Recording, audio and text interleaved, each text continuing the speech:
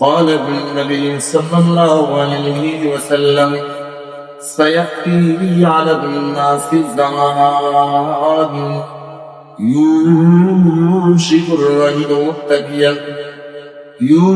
الرجل متكئا على أريكته فقال بيننا وبينكم كتاب الله আল্লাহ নবী বলেন, ও আমার মায়ের উম্মতের দল, কিয়ামতের হবে এক শ্রেণীর মানুষ এমন বাইর হবে যারা সিংহাসনের মধ্যে বসবে, বসিয়া বলবে বাইনানা ওয়া বাইনাকুম কিতাবুল্লাহ, আমাদের মাঝে তোমাদের মাঝে আল্লাহর কিতাব আছে, আল্লাহর কোরআন আছে, কোরআন থেকে হাদিসের কি দরকার?